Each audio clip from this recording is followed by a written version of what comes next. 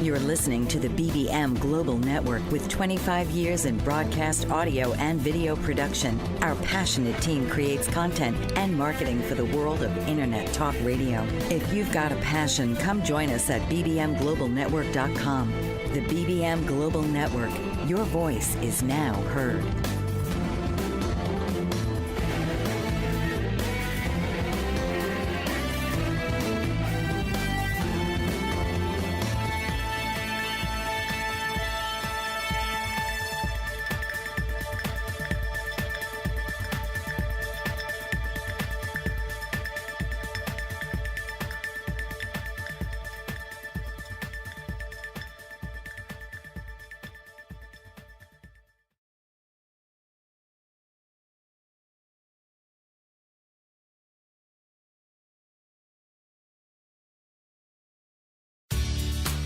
This is Genergy Vibes with your host.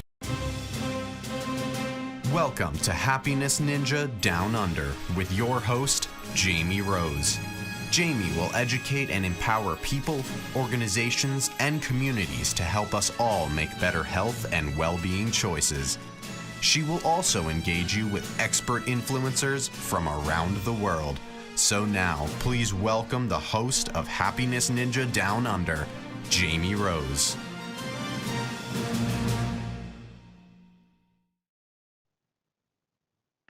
Hi guys, welcome back. This is Jamie Rose, your host on Happiness Ninja Down Under. We're coming to you live from Bold Brave TV. We've had a little bit of a break, but I'm back and up running now. I have a very, very dear friend of mine as my special guest today. I'll introduce her in a moment. I've had a bit of an exciting journey the last 2 weeks myself, traveling around.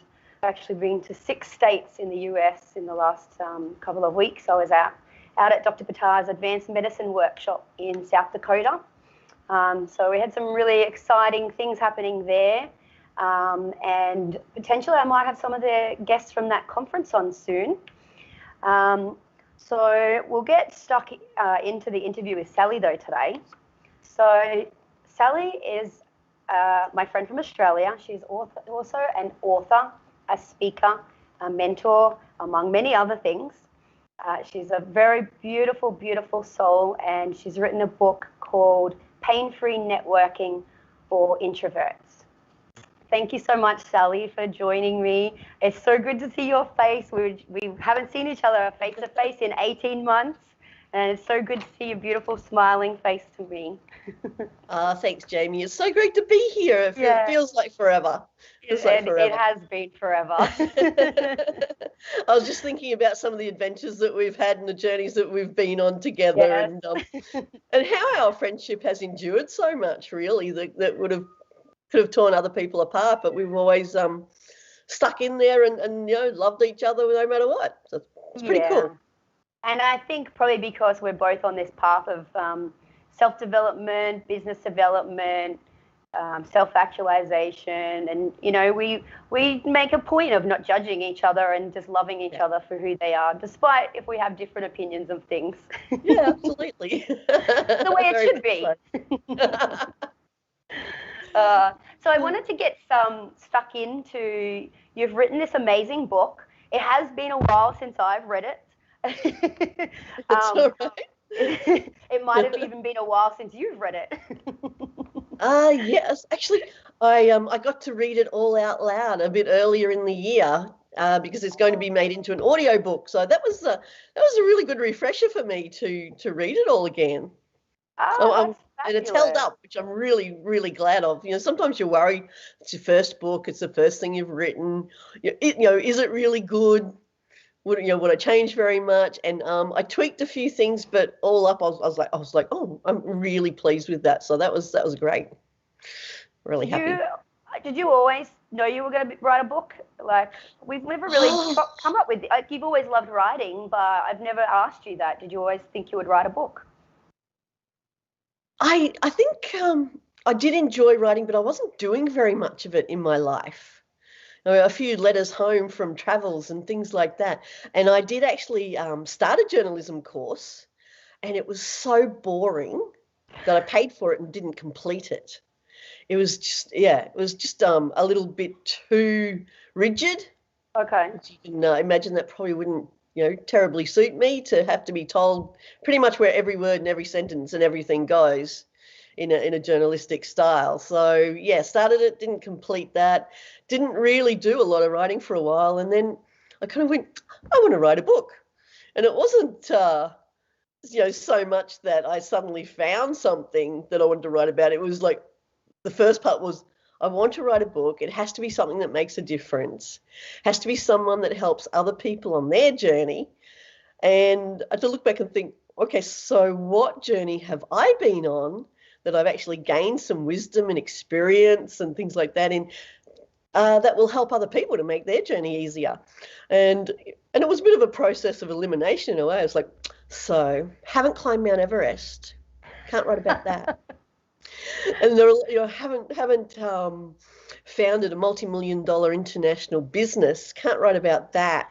And then I realised what I had done. I had to stop thinking about what I hadn't done. Start thinking about what I had done. And I thought, we'll skip, some of the failed things and go to something that I've actually gained some success in over the years. And I realised that it was my networking journey that had come so very, very far from being. Like I was just, when I first started networking, it was because I had to network, It was pre all this internet and Facebook stuff, pretty much. And that was how you got new business. So well, that's how we met too. It is too. So I'm still meeting fantastic people through my networking, and the face-to-face is still great. But anyway, I realised that I'd gone from being absolutely terrified of networking and being scared to the point where I didn't know how to talk to anyone, but I was also terrified that no one would talk to me and I'd just turn up and be there alone in a corner. So I was in a sort of almost a lose-lose there, but I persisted. I had some really great networkers take me under their wing. And that really, really helped. And it's kind of what I want to do with the book is just take people by the hand, take people under my wing and say, okay, this is what networking is. This is what it's for. These are the benefits. This is the mindset around it. And don't worry that you're an introvert because you actually have some really, really great qualities that make you a fantastic networker. And then go right through step by step from what you do before you go, where to network, right through to follow up and building relationships, because that's what it's all about. Did it take you long to write it? Because I remember it taking quite a while from what I can piece together. Yes, I was a bit sporadic because I was still doing other things as well. I still had a business to run and things like that. I think all up was about 18 months. Wow. Okay. Yeah, it does take a lot longer to write a book than most people give credit for, I think. I still haven't written mine, but we won't go into that because we'll cut to the break shortly. And when we come back, we'll explore. I'd like to get stuck into highlighting to the audience exactly what an introvert is, and some of the qualities that introverts often overlook and don't really give themselves credit for. Sounds great. So we'll cut to the break now, and we'll be back in a couple of moments. Author, radio show host, and coach John M. Hawkins reveals strategies to help gain perspective, build confidence, find clarity, achieve goals. John M. Hawkins' new book, Coached to Greatness, Unlock Your Full Potential with Limitless Growth, published by iUniverse. Hawkins reveals strategies to help readers accomplish more. He believes the book can coach them to greatness. Hawkins says that the best athletes get to the top of their sport with the help of coaches, mentors, and others. He shares guidance that helps readers reflect on what motivates them, rediscover and assess their core values, philosophies, and competencies, find settings that allow them to be the most productive, and track their progress towards accomplishing goals. Listen to John Hawkins' My Strategy, Saturdays, 1 p.m. Eastern on the BBM Global Network and TuneIn Radio.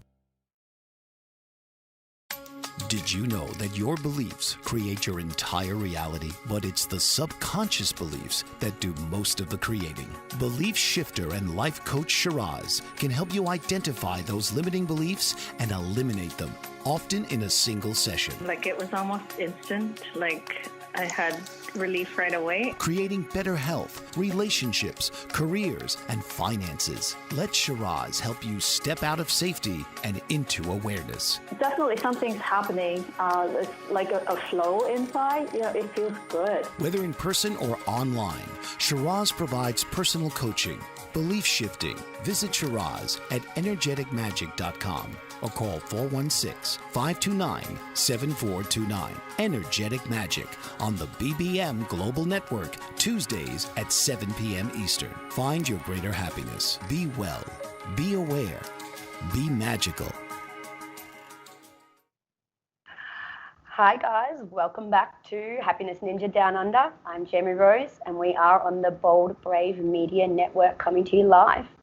I have my dear friend Sally Eberhardt here. She is the author of Pain-Free Networking for Introverts. Welcome back, Sally. Thanks again for joining us. Thank you, Jamie. So great to be here. Now, do you mind explaining to me a little bit and the audience about the whole introvert, extrovert, and there's also an ambivert too? Yeah, yes, absolutely, which is exactly where you fall, Jamie. Yes. It's really all about where you get your energy from. So there's a lot of misinformation about the whole introvert, extrovert thing. I think if you boil it down to where you get your energy from, that's a really good definition. An introvert will get their energy from being alone. So we recharge our batteries from being alone. And look, we like people, we do like social interaction, but it exhausts us. If there's too much, it can be actually quite physically and mentally draining. And whereas sorry, no, I didn't mean to cut you off. I was just going to say that I used to think that I was an introvert, but then I hadn't heard of the ambivert term. Yes. Yeah, a lot of people do fall in the middle, despite psychologists saying you're either one or the other. I really believe people do fall in the middle. And at different stages of your life, you tend to be one way more than the other as well. So an extrovert, they get their energy from talking with people. They need that mental stimulation to fire them up. And they can actually get almost depressed if they have too much time alone. They really need that social stimulation. Whereas an ambivert falls nicely in the middle. They can swing it a little bit both ways, as they say, and it's quite a good balance. Yeah. It's actually kind of confusing to be an ambivert, because I just want to go back to what you were saying before about how networking used to freak you out. And it used to freak me out as well. And that's why I thought I was an introvert. I thought, I'm confident around people that I know well. Yes. But I wasn't so confident about going out and meeting new people. But then at times it would just flow, and I would meet people and I would just click with them. And so I used to get confused, go, well, why sometimes I'm super confident and other times I'm not. And then when I heard this ambivert term, it kind of clicked into place. And it literally, when you think of it from the energy perspective, that's exactly what it's doing. Like sometimes I'm feeding off the energy of the person, but if the energy of the person doesn't match my energy, or I'm picking up on something, weird or whatever it is, then I'm not flowing and I'm not an extrovert. I'm then internalizing and I'm becoming an introvert. And so, yes, it's kind of fascinating, actually. Yeah, absolutely. And there can be outside factors as well. Like you mentioned about not vibing with people. Sometimes going to a networking event that's really not your style can make you want to pull away and pull back in and make you feel very introverted, as you might say. Whereas you go somewhere that's just that little bit more open, friendly, people there to actually build relationships, not just shove business cards at you. People that network, the right way to make friends. as well as, associates. It's just that much easier to relax and just connect Get in with your people. groove. Yeah, absolutely. So what's some indicators that a person is an introvert? Like, other than the energy, like, is there physical things? Like, what are the indicators that you would pick? Yeah, sure. I think we tend to live in our own head a bit. So we like solo activities. We like being alone, doing things alone. Do not love being in crowds. Like, if the thought of going into the city with a huge crowd, you're just like, oh no, I don't want to do that. Those sorts of things. Whereas an extrovert is like, oh, a crowd, yay, all that energy, woo. So they're the complete opposites of each other. Whatever takes the energy from an introvert gives it to an extrovert. I'm kind of wondering if they're not the ones that actually like suck out the energy of the world for introverts. But we have to go into nature. We have to go into nature or go spend some time alone to recharge. When did you first realize you were an introvert? Can you think of a time, or is it just a gradual thing that you realized? No, actually, I can't think exactly when, but I do know it was like a massive relief. I'm not usually into labels, but it was really good to be able to put a name to it and go, oh, wow, there isn't anything wrong with me. I'm an introvert. So, because I couldn't work it out at school. I mean, I'm quite friendly and confident and I'm not exactly outgoing, but certainly receptive, approachable. And, I worked in small business with my parents since I was 12 years old, but people were always coming to me. I was on the counter of a takeaway shop or something like that. And I was always fine with people coming to me. But the thought of actually like approaching people, that was really scary. And also, I'll say at school, friendly, outgoing, quite bright, all that sort of stuff. But when it came to standing up in front of the class, oh my gosh, absolutely terrifying. I didn't understand why. I didn't know why, these kids that just ordinary everyday kids, they were fine. They just get up and talk and they were fine. They didn't seem to have any worries whatsoever.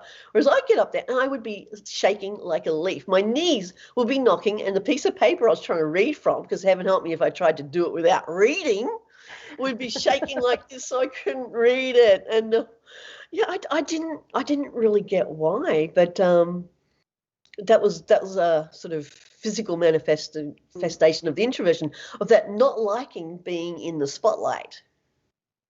Not in that way. Didn't like that. But also realized, so finding that definition was like, oh, shoo. It does help. So it does help, and finding that about half the population are introverts as well is great too. Not feeling so alone in it was really good too. So that was good. And the other definition, because is shyness itself. Because some introverts are shy and some aren't. A lot of introverts, actors and things, quite often introverts, because introverts tend to wear a mask when they're on a stage. Yeah. So they're actually very happy acting as someone else. And that can be a sign for someone who, when they're networking, feels like they can't be themselves, like they have to be put on this act like they are an extrovert. That's what I used to do. Yeah. That's the introvert part. I used to get in my head and like on the way to a networking event and be like, what am I going to say to these people? Like, normally, conversation just flows, but then when I'm in my head, I'm like, wow, this is really hard. And I used to actually, to calm my nerves, I used to have a couple of drinks, because that would get me through. Yes. You can't get drunk, but it was like, okay, that will settle my nerves, and then like the conversation would flow and I would feel a bit better. So it's like, it's not an ideal thing to do. I don't recommend it, but not really. that was something that I did through my journey that got me through. So we're cutting to the break in a moment again. We'll be back and then we'll continue on with your journey. And maybe you can shed some tips to the audience on how they can overcome or embrace their introversion a bit more. Okay, excellent. Great. Absolutely. Fantastic. We'll be back in a couple of minutes, guys. Thank you very much. Are you struggling to care for elderly parents or a spouse? Do you wonder if being a caregiver is making you sick? Are you worried about taking time off work to care for elderly parents and balance work, life, and caregiving? Has caregiving become exhausting and emotionally draining? Are you an aging adult who wants to remain independent, but you're not sure how? I'm Pamela D. Wilson. Join me for the Caring Generation radio show for caregivers and aging adults, Wednesday evenings, 6 Pacific, 7 Mountain, 8 Central, and 9 Eastern, where I answer these questions and share tips for managing stress, family relationships, health, well-being, and more. Podcasts and transcripts of the Caring Generation are on my website, PamelaDWilson.com, plus my caregiving library, online caregiver support programs, and programs for corporations interested in supporting working caregivers. Help, hope, and support for caregivers is here on the Caring Generation and PamelaDWilson.com.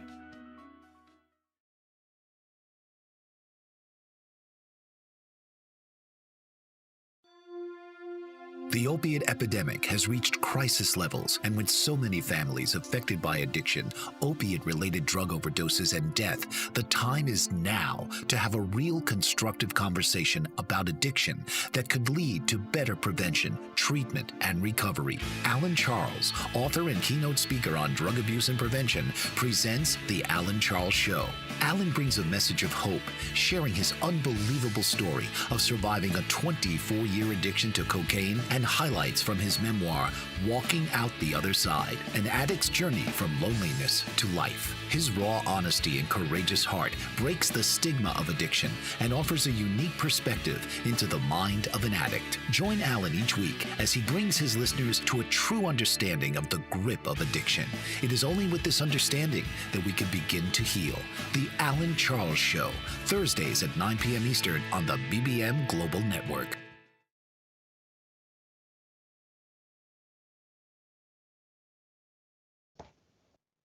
Welcome back, guys. This is Happiness Ninja Down Under. I'm Jamie Rose.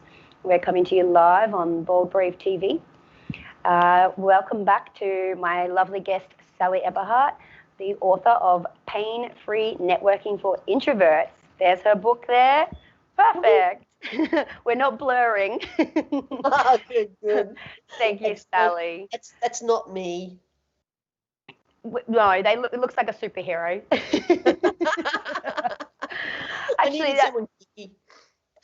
Actually, do you want to tell the audience where they can get your book from? Yeah, absolutely. It's on my website, which is just my name, sallyeberhardt.com, or it is on Amazon in both print and ebook. Okay, excellent. Yeah, just search for it on Amazon by book name or my name. Oh, now we're blurry. Now we're blurry. Oh, that's okay. No, that's fine. Well, speaking of superpowers, you mentioned that in your book, and there's obviously a reason that you put the Superman on there. Can you tell us what you mean by introverts have superpowers?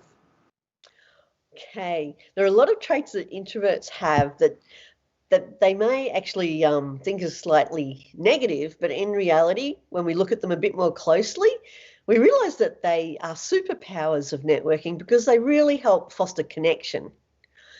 So it's because introverts, I'll start off with a few. We don't like small talk. We're not going to be talking about the weather. We don't give a stuff about the Kardashians. There's a lot of trivial stuff people talk about. We just don't care about, and we don't want to talk about it, which means what we do want to talk about is stuff that's real, stuff that's deep, stuff that's meaningful. And by doing that, we form real connections. We form, much more memorable conversations and deeper connections than just that surface trivial stuff. So that's one thing. More lifelong connections. Very much. And we would much rather have a proper conversation with just one or two people in the room than try and get round and work the room than try and meet everyone, shove a business card at them and do that. And that, that, as I say, that deeper connection is actually much more effective in the long run than lots of shallow connections that don't really mean anything. They quite often never go anywhere.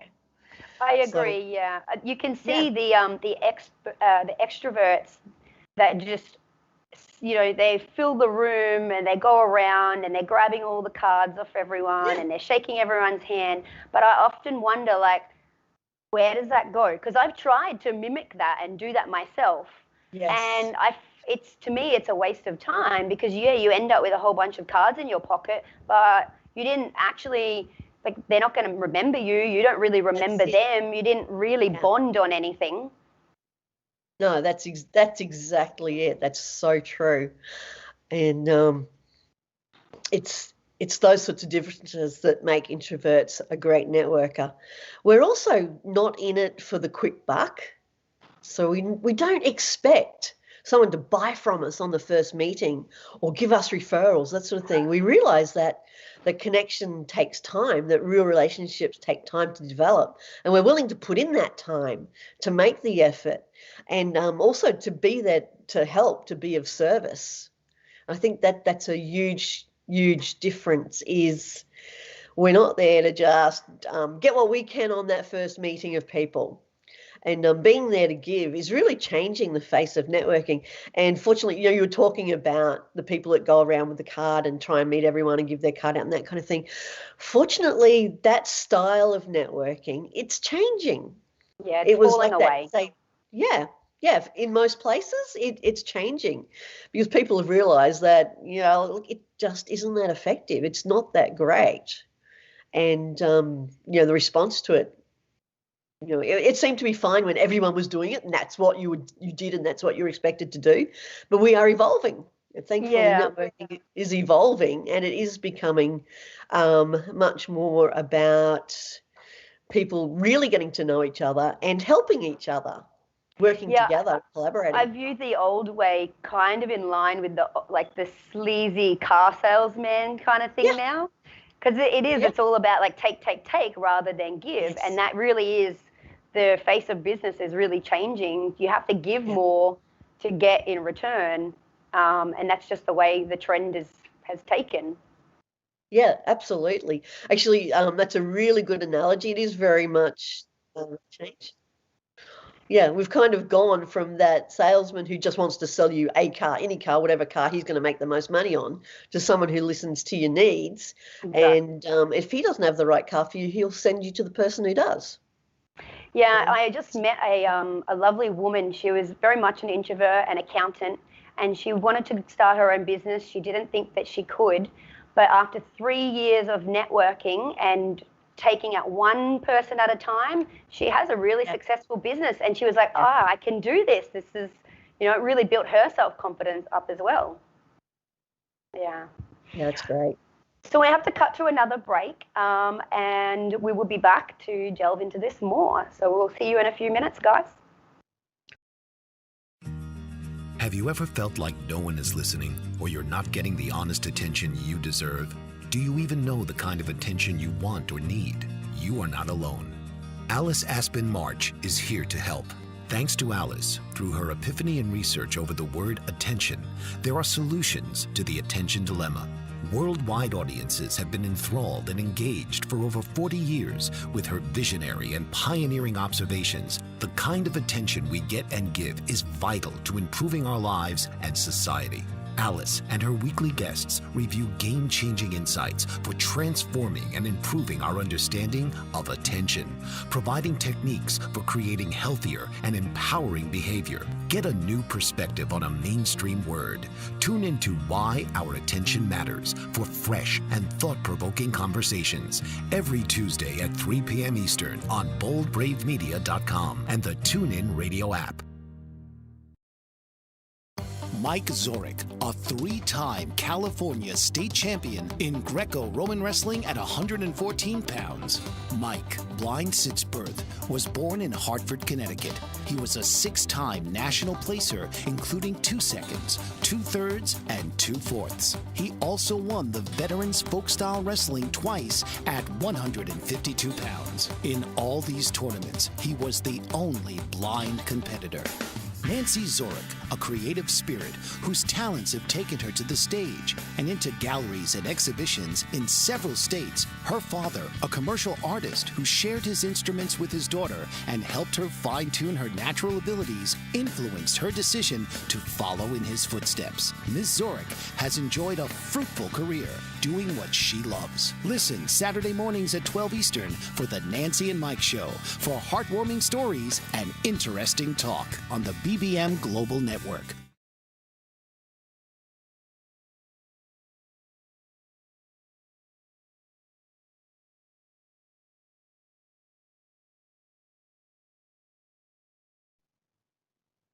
Welcome back, guys. This is Happiness Ninja Down Under. I'm Jamie Rose, and we are live coming to you from the Bold Brave TV network.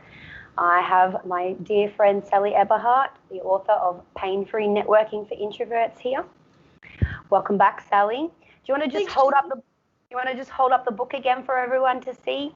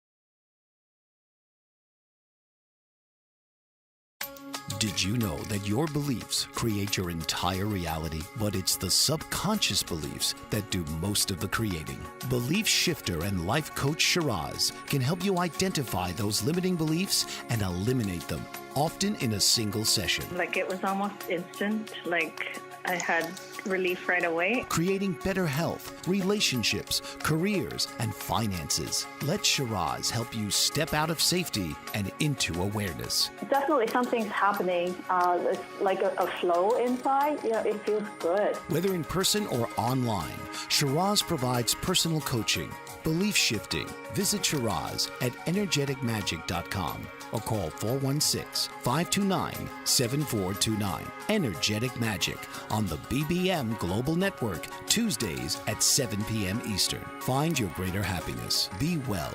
Be aware. Be magical.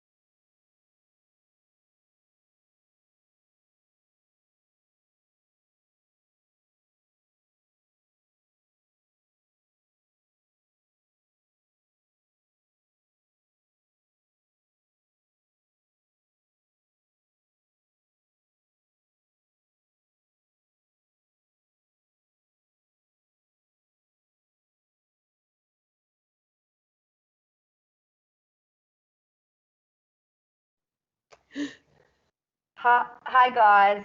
Sorry about that. We had a bit of a technical issue. Welcome back to Happiness Ninja Down Under. I am Jamie Rose, your host for today. We have a little bit less time now due to the difficulty, but we're back up. And so I've got my guest here, Sally Eberhardt. She is the author of Pain-Free Networking for Introverts. She was just about to read us an excerpt from her book on shyness. Because we've both overcome great shyness in our lives, and by pushing out of our comfort zones, and we both recognize that shyness can be very crippling. So Sally just wanted to read a little bit about her journey and what's in her book on overcoming shyness. Lovely. Thanks for that, Jamie. Yeah, shyness is just so crippling. And it really wasn't until I got the definition of shyness that I could really kick it to the curb. It was while I was researching the book, because it's my experiences, but also wanted to make sure that it had lots of great information, really practical information. So I'd double check it all with research. And I came across the definition of shyness as fear of social judgment. And it was then I went, what? Fear of social judgment? I don't want that. I don't need that. And that was a really major thing in actually getting rid of shyness. But during my life, I had found ways of managing it. So the book's a little bit about managing it as well as kicking it to the curb. So this is my experience of being shy. She's nice, but she's hard to get to know, is what even people who'd known me for a few years used to say about me. They were right. I was friendly, but didn't let people in.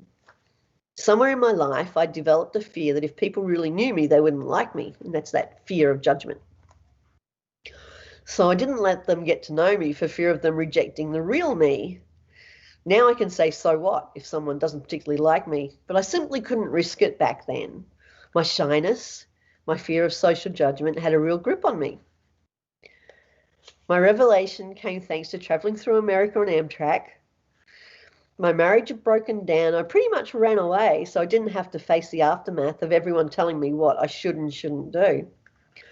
For so long, I'd been pretending to everyone that everything was okay, but it wasn't. It really wasn't. Some people could see it, but I wasn't opening up about it. I wasn't admitting it. Traveling alone made it easy to meet people. Even introverts need to talk to someone else occasionally to connect with people. I played cards with kids, sat with a guy who was AWOL from the army, drank with a reformed biker gang member, had dinner with one of the managers of Amtrak, as well as meeting many other people from all walks of life. All the people I met were so open, so honest, so encouraging, and so totally non-judgmental. They shared their life stories, warts and all. They didn't hide the alcoholism, affairs, being jailed, feeling suicidal at times. They didn't sensationalize either. They just told of these things calmly as facts. They didn't boast about their life, and they certainly didn't feel ashamed that their life wasn't perfect. Nobody has a perfect life. What is a perfect life anyway? I heard their stories and at last felt comfortable and accepted in telling my own. I didn't judge these people, and they didn't judge me. It was such a relief and a release to realize that it's okay to be me. And with the realization that it's okay to be me, came the confidence to be me. I could stop pretending everything was okay, take responsibility for my mistakes, learn and grow. Now I'm not so guarded about letting people get to know me, imperfection and all. I don't have to be perfect. I'm happy being imperfectly perfect. The best part isn't that people love me for who I am, though that is pretty cool. It's that I now love me for who I am. I still try to be the best person I can be, but that's for me, not for how anyone else might perceive me. If you only get one thing from this book, and I seriously mean this, I hope it's that it's okay to be you. It really, truly is okay to be you. So that's my favourite part. Thank you. It's so true as well, because we're both, avid travelers, and we've both overcome like a lot of shyness and adversity and challenges. And I love the fact that you mention traveling alone, because you literally are forced to talk to people and to talk to strangers. Yeah. And I think it does open your mind for the reason that you touched on. You meet all these people that are so open and non-judgmental, and you start to think, well, hang on, like, why does it matter? Like, why do people have to like me? Like, people are going to not like you regardless of whether you bend over backwards to try and please them anyway. So just be you. That's 100%. Yes, I'm very much. God bless America for that one. It really, I really believe that that the fact that Americans are generally so open and honest, and that it really helped me, just be a lot more, open in return. And I was there for about 4 months. Totally loved it. Totally loved it. But it helped me to bring some of that home. It really helped me get over shyness in a time when I'd practically run away to avoid questions and judgment at home. So to get that non-judgment there was just what I needed. And I love that you say that, actually, because that's one reason that I came to America, because I really resonated with the American, like, assertiveness, and like there's just the culture in general has given a lot of people here, like, I don't know, a different level of confidence that we have in Australia. It's kind of, I don't want to get into like a huge cultural like debate or anything, but I think that like tall poppy syndrome in Australia, like that's not something that Americans really know of, but that's so ingrained in our culture. Yeah, exactly.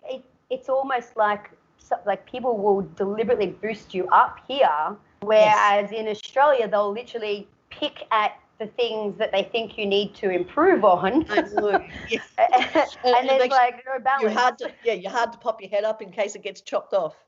Yeah, exactly. Yeah, like who are you trying to impress? Very true. So I wanted to ask you about, so we're breaking into a last segment, and I want to go into what writing the book for you has done, but I just want to touch on a few things before then. Can you leave us with your top tip for how to network if you're an introvert? Yeah, absolutely. Be of service. It's not about you. Don't worry about yourself. Focusing on the other person takes away the nervousness of being you, and help the organizer. Be on the door. So that's my favorite thing, is get there early, offer to help, be on the door so that you meet everyone. They're coming to you the first time. Then when you meet them networking, there's you've already met them. Brilliant. It's easy. Yeah, so that brilliant. would be one of my very, very favorite tips, is go and help and be on the door.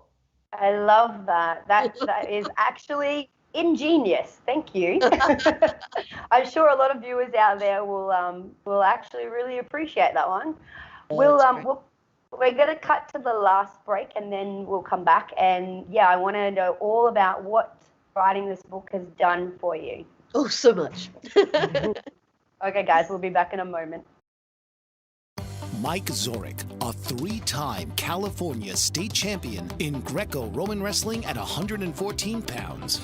Mike, blind since birth, was born in Hartford, Connecticut. He was a 6-time national placer, including 2 seconds, 2 thirds, and 2 fourths. He also won the Veterans Folk-Style Wrestling twice at 152 pounds. In all these tournaments, he was the only blind competitor.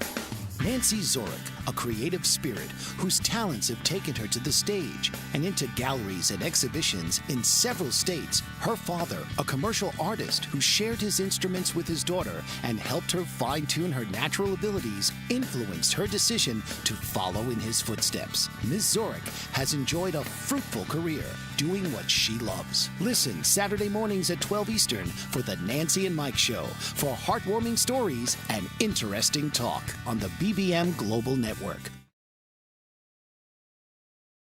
Dr. RC will share extraordinary resources and services that promote educational success, as well as making a difference in the lives of all social workers, as well as the lives of children, adolescents, and teens of today. She will have open discussions addressing many of the issues that we face about our youth and how being employed in the uniquely skilled profession of social work for over 18 years has taught invaluable lessons through her personal experiences. She will also provide real-life facts, examples, and personal stories that will confirm that why serving as a child advocate is extremely beneficial when addressing the needs of the whole child. Listen live to Dare to Soar, Saturdays, 10 a.m. Eastern on the BBM Global Network, and tune in radio as Dr. RC will provide thought-provoking information that will empower, encourage, and strengthen students, families, and communities across our nation. You can also visit her at soarwithkatie.com.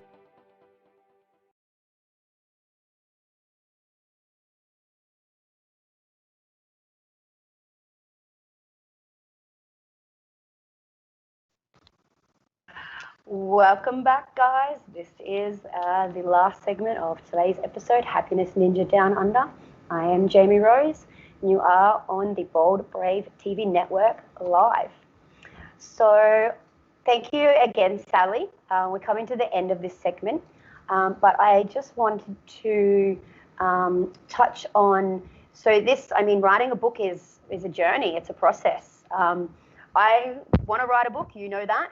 I am yet to because of the challenge that it is. Thank you. I will take your help when the time is right. So can you share with the audience, how has writing this book, helped develop your personal growth? Has it changed anything for you? What did the process bring about? Oh, absolutely. I think just the fact that you write a book, it automatically gives you authority. There's no coincidence that the first part of authority is author. When you write a book, it's assumed that you actually do know what you're talking about because you've written a book about it. So that's been great. It's brought me lots of speaking engagements. So once again, that just helps raise your profile. And it's also opened the floodgates. People go, oh, you can write. And I've had so much writing work come to me from the fact that I've had a book out there that I now write for the Redcliffe Guide. So actually, funnily enough, do a little bit of journalism, untrained as I am. But it's a little bit more creative than the stock standard stuff. But so I get a little bit of journalism. I write for high-end lead agency. So I write high-end corporate LinkedIn profiles, lead messaging, that sort of thing, copywriting. And I also found a love of writing, a real love of it when it comes to fiction.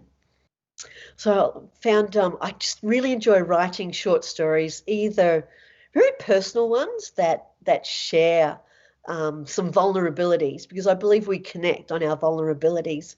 So I share those in my stories, and often even my fiction will have something in it that's based on my own life. And I'm just really, really loving that sharing of feelings and thoughts and creativity. And that will probably be my next book. Will hopefully be an anthology of short stories of fiction. Oh, okay, yes, that sounds interesting. Yes, very cool. Yeah. Well, I love the fact that it's led into other work that you didn't exactly see coming. And I think I would like to leave that takeaway with the audience today, because I've changed careers many, many times, as you know. I think I'm on my 7th career now, and I've used my transferable skills to gain, a stepping stone into that next industry, and then you just build from there. So I just wanted to touch on that with people, because often people feel like they're stuck and they want to change, but they don't know how to change.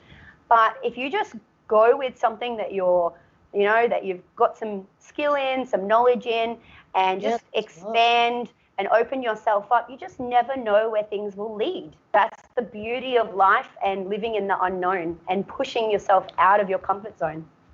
Yeah, absolutely. So you can read some of my short stories on Medium, and Yeah, and I also do some book coaching and mentoring and that sort of thing. So that's why I'd love to help Jamie write her book.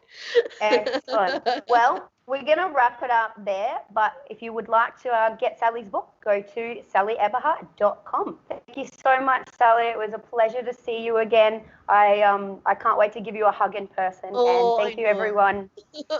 Thanks, So everyone, for tuning in. Thank you. See you next week. Thanks for having me. No problem. You've been listening to Genergy Vibes with host Jen Russman. With Jen as your guide, it's time to lead yourself home to your innate power to heal within. Self-healing is your divine birthright, and the energetics of This has been Happiness Ninja Down Under with your host, Jamie Rose. Tune in each week and join the conversation as Jamie highlights the true power of the human mind to create a thriving world. Right here on Jamie Rose's Happiness Ninja Down Under.